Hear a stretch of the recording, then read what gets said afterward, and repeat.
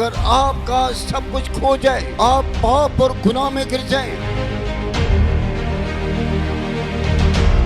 आपके घर के अंदर मुसीबत हो, ईमान के बानी कामल करने वाले यीशु को देखते रहा करें। बीमारी में भी यीशु की तरफ देखें, जिसका वादा है सारी दुनिया छोड़ देगी, मैं दुनिया के आखिर तक तेरे साथ हूँ।